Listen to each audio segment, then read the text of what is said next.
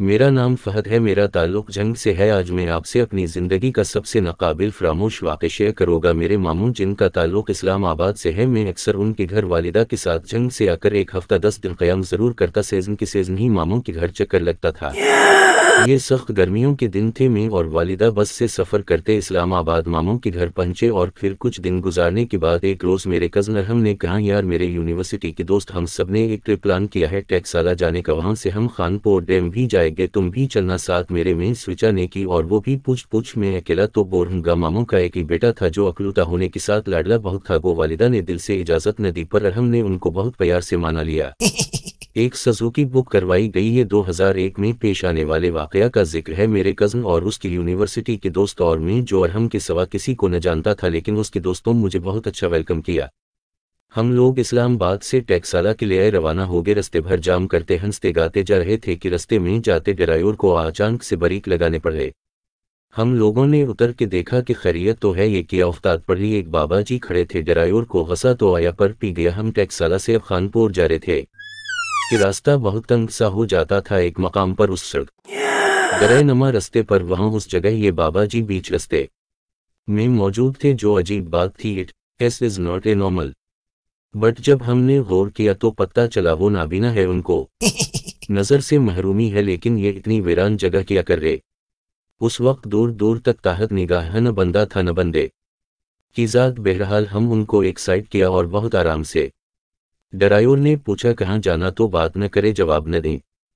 फिर जब हम जाने लगे तो बोले, बेटा आप कितने लोग हैं। हम सब ही चौंक गए। अभी तो ये कुछ न बोल रहे थे। हमने कहा, बुजुर्गवार हम टोटल 13 लोग हैं। क्यों खैरियत। कहने लगे, बेटा आप एक बंदा कम कर दी या एक बढ़ा दी, नहीं तो आगे आपके लिए खतरा ही खतरा है। आप में से एक बंदे की जान भी जा सकती है। हम सब परेशान हुए। बात ऐसी थी, ड्राइवर कहने लगा, ये शख्स कोई मलिंग टाइप सा बंदा नजर आता है। हो सकता है ये सब एक ट्रेप हो, ये चोर डाकों का साथी भी हो सकता है। वैसे ये जगह काफी वीरान है। आप बैठे ये लोग कुछ भी बोलते हैं, हमें रोकना ही नहीं चाहिए था। लेकिन मैं खौफजदा हो चुका था। जब हम सुजुकी में बैठे तो पता चला कि वो शख्स अभी जो मौजूद था, पर अब दूर दूर तक उसका नाम व निशान नहीं था। एक शख्स आखिर को गया कहाँ, यार अभी तो यही था। अब हम सब अंगुश्त बादींदार थे कि उसको जमीन नगल गई या आसमान खा गया। आखिर को गया कहाँ, पर कुछ खबर न हुई। दूर की हर चीज साफ नजर आती थी, न आता तो वो बंदा जो नाबीना भी था या हैरत। सब परेशान थे, अपनी अपनी जगह के रास्ते में ज्यादा दूर न गए थे कि टायर पंचर हो गया। हम सब नीचे उतर आए। काफी परेशानी हुई, शायद कोई कव्वत थी जो हमें आगे बढ़ने से रोक रही थी। खुदा खुदा करके टायर चेंज हवा। हम में एक लड़का जो बहुत हैंडसम था, उसको घबराहट होने लगी। उस लड़के से जब पूछा तो कहने लगा कि वही बाबा मुझे नजर आए। मैं थोड़ा आगे बाथरूम करने गया था, मेरे कंधे पर किसी ने हाथ रखा, देखा तो वही बाबा जी थे। बोले, बेटा आगे जाना ठीक नहीं, अपने दोस्तों साथियों को माना करो, तुम्हारी तादाद ठीक नहीं। तेरह का हिंसा किसी एक की मौत की वजह बन जाएगा। नहुसत के बादल तुम्हारे करीब करीब है, जिनको मैं देख सकता हूँ, सिर्फ तुम नहीं देख सकते। लहजा नक्शा नटल है, वापस लौट जाऊं या फिर जिद ही पर अड़ गए तो एक बंदे को और बैठा लो, खतरा टल जाएगा। या एक तुम में से वापस चला जाए, ये बेहतर सबके लिए है। जहां से आया खतरे के बादल तुम्हारे सर पर मंडला रहे हैं। अभी इतना बोले थे कि एक लड़के ने आवाज दी। अभी उस तरफ मुतोजा हवा ही था कि वापस पीछे मोड़कर देखा तो वो बाबा अब वहां न थे। टाया ठीक हो चुका था। उस लड़के ने सबको बताया, सब ने उसको तसल्ली दी। हो सकता कोई चीज हमें परेशान कर रही हो, यहाँ वीराना है। और हम सबके तसल्ली देने पर वो बेदिली से बैठ गए। हम सब ने आयात अल कुर्सी पढ़ी, दिल को कुछ सुकून हवा। फिर हम सब घप शहीद करते हुए भूल गए। रास्ते में एक जगह गाड़ी अलटते अलटते हुए बची एकदम सामने से एक तेज रफ्तार हाईएस्ट गाड़ी आ रही थी। हम सब एक हादसा से बाल बाल बच गए, एक्सीडेंट होते होते बचे। अब सब कहने लगे वापस चलते हैं, लेकिन ड्राइवर किस मिट्टी का बना था। कहने लगा, इतनी दूर खाली हाथ चले जाए, हम तो खूब नहाए गए पानी में। टाकसाला के खंडरात फरते बहुत थकावट हो चुकी है, सिस्ताना भी है और वापसी का सफर भी करना है। गाड़ी भी गर्म हो चुकी है। ड्राइवर अपनी जगह ठीक ही गिरा था।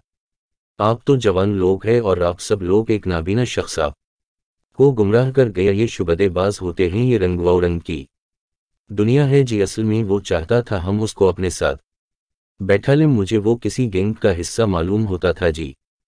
तभी वो 13 से 14 एक बंदा ज़्यादा और कम की बात कर रहा था। बहरहाल ऐसी बातें करते खानपुर डैम गए, वहां पानी देख सबकी तबीयत हिलकी होगी, सख्त गर्मियां थी। ड्राइवर सबको तसल्ली दी और पानी में आना जाना हवा खाने पीने का दूर चला, बहुत ही इंजॉय किया। लेकिन मेरे जहन पर उस बाबा की बात का असर न जाता था और मेरा दिल परेशान था। सब लोग नहा रहे थे, खेल रहे थे कि देखते ही देखते अचानक से एक तेज लहर आई और एक लड़के को बहाकर साथ ले गई। हम सब हाथ मिलते ही रह गए, बहुत तलाश किया पर न नजर आया, न कोशिश से मिला। कंप्लेन की रेस्क्यू वाले आए, फिर वो मिल तो गया पर अफसोस सद अफसोस वो डूब के मर चुका था और काफी कोशिश मेहनत के बाद काफी दूर से उसकी नाश मिली थी। वो बच न सका, मुर्दा हालत में मिला और उसकी शक्ल बलकल काली सियाह पड़ गई थी। उसको देखकर खौफ आ रहा था। वहां मौजूद सब लोग के रोंगटे उस हादसे से खड़े हो चुके थे। शायद सबसे खूबसूरत लड़का था हम सब में, लेकिन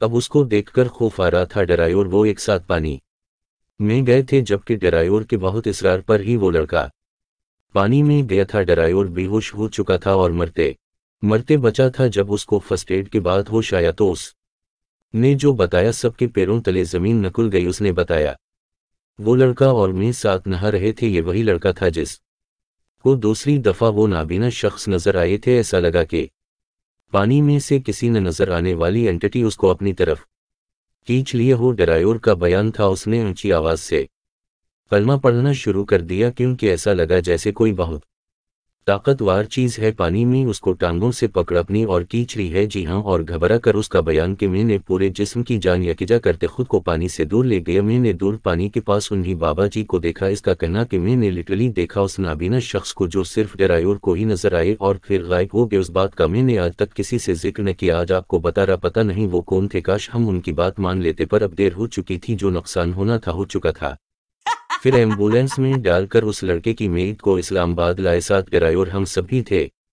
आज जब उस वाकया को याद करते तो बहुत खौफ के साथ हैरान होते, अफसोस होता काश हम उस अल्लाह के बंदे की बात सुन लेते, या वो कोई गैर मराई चीज़ थे या कोई अल्लाह वाले पानी में। ड्राइवर ने ऐसा किया, देखा कि वो खौफ से बेहोश हो गया। कोई नदीदा पानी की बुला थी जो पानी में साथ ही उस लड़के को खींच कर लेगी। अगर ड्राइवर कोशिश न करता, आज वो भी ये सब बताने के लिए जिंदा न रहता। वाल्ला आलम।